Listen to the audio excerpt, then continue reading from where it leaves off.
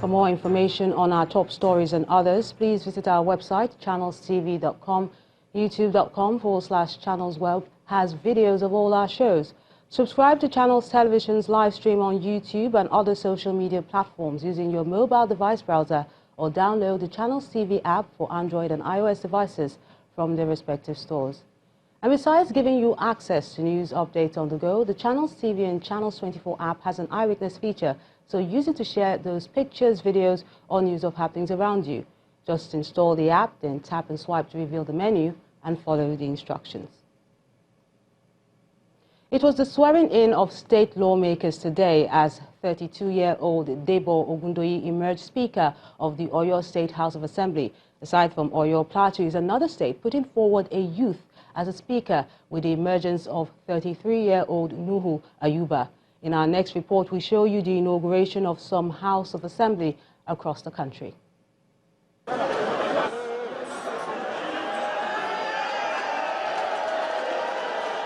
Members-elect of the Oyo State House of Assembly file into the chambers of the oldest parliament in post-independent Nigeria.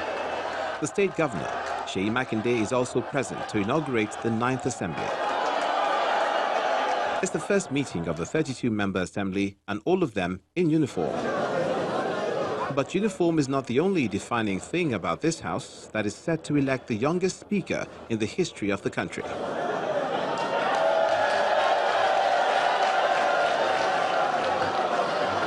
32-year-old Debo Ogundoyin of the People's Democratic Party (PDP) is promising to give his best in the interest of the people he represents.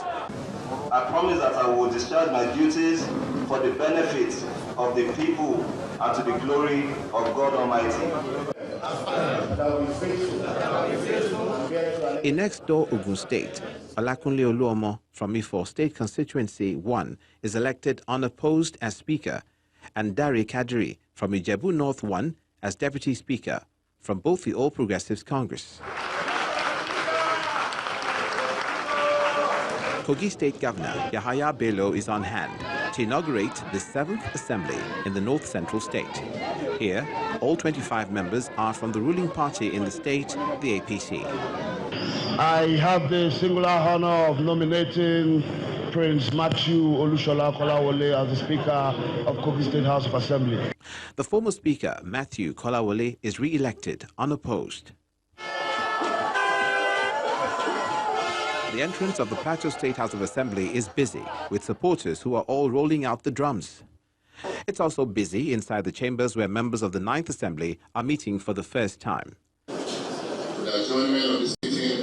Like Oyo, these lawmakers are making history by electing 33-year-old Nuhu Ayuba from Jos East State Constituency as Speaker. In the south-south region of the country, this time in Delta State, Sharif Oborevori is re-elected Speaker of the State Assembly through a unanimous voice vote by the 29 members of the 7th Assembly.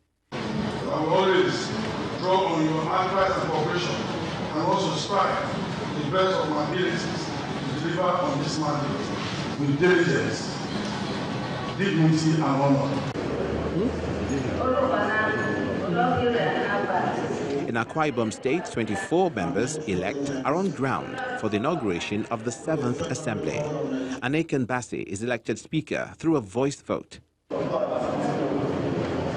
With the number of youth in the state assemblies across the country, the not too young to run agitation may be yielding results. Hope, however, is that these representatives will perform well for other youth to win the trust of the populace for quality representation and leadership. The National Broadcasting Commission and DAR Communications PLC, owners of Africa Independent Television AIT and Ray Power FM, have resolved their differences, which led to the suspension of the broadcast license of AIT, Ray Power and Faji FM.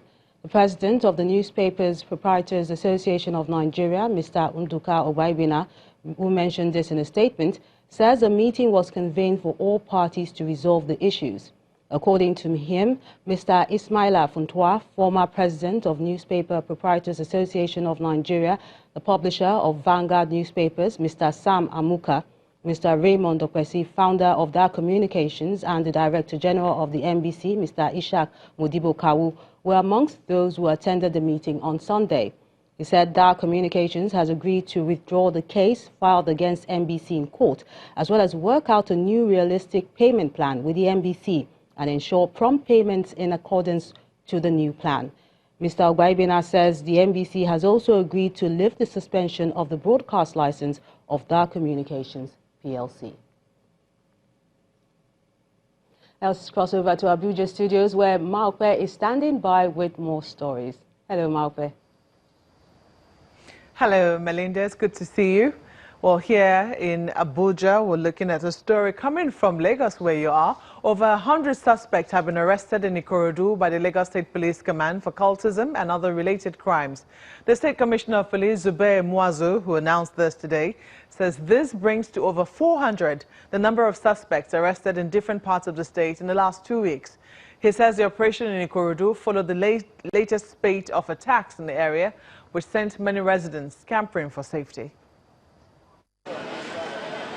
Ikorodu is one of the fastest growing areas in Lagos, with regular influx from the metropolis. That has also brought a lot of attention to the area, which has been in the news for the wrong reasons in the last 2 years over activities of suspected kidnappers, cultists and ritual killers. The residents had cause to worry again over the weekend after suspected cultists began a reign of terror in Itailewa and environs.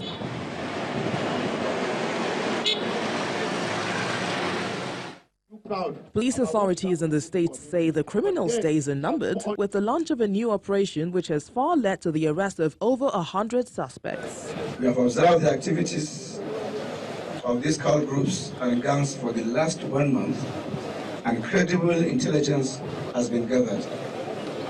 We have also reviewed our strategies and have initiated a far-reaching approach to totally eradicate this menace. We are taking the fight to their doorsteps. We are all out for them. We will fish them out, isolate them, and bring them to justice. We are battle ready to uproot every cultist den and hideout in Lagos State until they are totally defeated. That's not all. The command says it has also put in place a new operation to stamp out cultism in the state.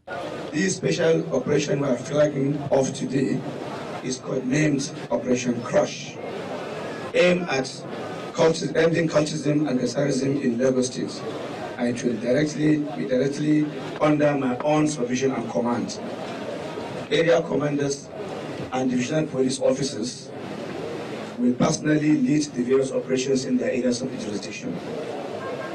Let me therefore use this medium to sound a warning to members of these gangs and cult groups to either renounce membership of such cults and gangs and be prepared to face the full weight of the law.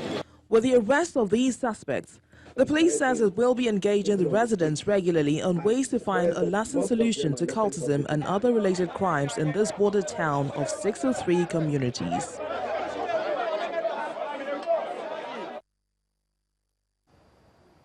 And at least 6 people have been confirmed dead in Imbitoli local government area of Imo State after inhaling fumes from a generator placed inside a building where they slept. About 23 others are still unconscious from the mishap, which occurred in Imweze Mberi community. Confirming the tragic incident, the police public relations officer told our correspondent Tokwe Kutei that the victims were guests at a traditional marriage. It started off as a joyous day at the Uzoebu's compound in Umweze Mberi Autonomous Community in Imbitoli local government area of Imo State, where a traditional wedding ceremony took place. But in less than 24 hours, a tragic event has wiped away memory of the celebrations. The news of the death of 6 people who passed the night here has sent shockwaves through the community. It is reported that their demise was caused by carbon monoxide fumes from a nearby generator. The generator which they were using during the ceremony was taken inside the building where these people were sleeping for more than 12 hours. It was on. Okay. It was on for more than 12 hours. The owner of that compound wanted to talk to his brother The brother couldn't respond.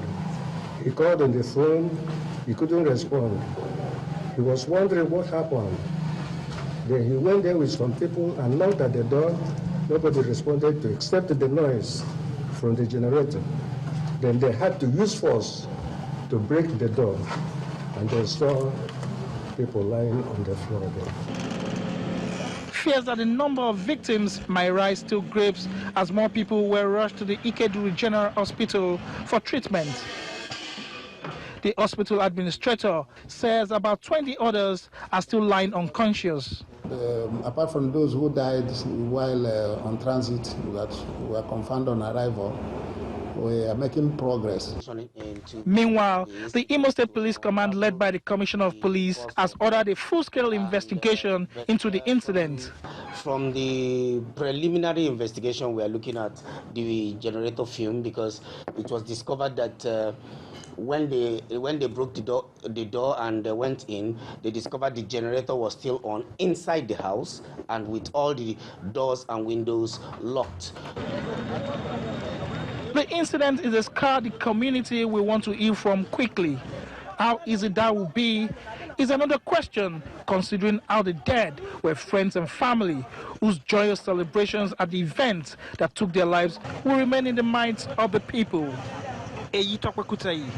Channels Television News.